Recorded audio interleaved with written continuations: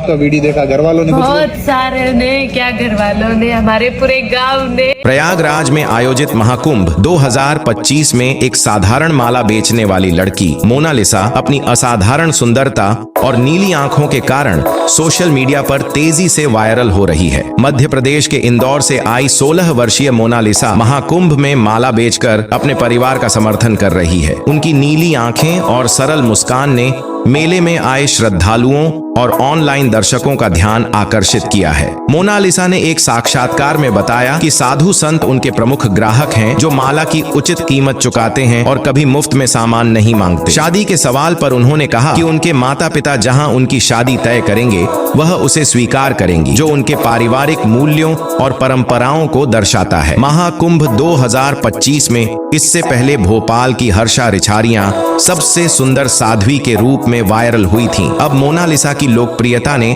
महाकुंभ में एक नई चर्चा को जन्म दिया है, जहां लोग उनके साथ सेल्फी लेने के लिए उत्सुक हैं और उनकी सादगी और सुंदरता की प्रशंसा कर रहे हैं। महाकुंभ 2025 में वायरल हुई मोनालिसा की कहानी न केवल उनकी सुंदरता बल्कि उनके संघर्ष और सादगी की भी मिसाल है। सोशल मीडिया पर उनकी तस्वीरें वायरल होने के बाद हजारों लोगों ने उनकी तारीफ की है। मोनालिसा मध्य प्रदेश के इंदौर जिले की रहने वाली है। वह 16 वर्ष की है और एक साधारण परिवार से आती है। उनके पिता एक छोटे किसान हैं और उनकी मां गृहिणी है। परिवार की आर्थिक स्थिति बहुत अच्छी नहीं है, इसलिए मोनालिसा अपनी पढ़ाई के साथ साथ मेलों और धार्मिक आयोजनों में माला बेचने का काम करती है। मोनालिसा महाकुंभ में अपने परिवार के साथ माला बेचने गई थी। उनके नीली आंखों और मासूम मुस्कान ने लोगों का ध्यान खींचा। एक फोटोग्राफर ने उनकी तस्वीर खींचकर सोशल मीडिया पर पोस्ट कर, जो तेजी से वायरल हो गई। कुछ ही घंटों में उनकी तस्वीरें और वीडियो लाखों लोगों तक पहुंच गए। कुछ मीडिया और इंटरव्यू से यह पता चला है कि मोनालिसा की लोकप्रियता बढ़ने के बाद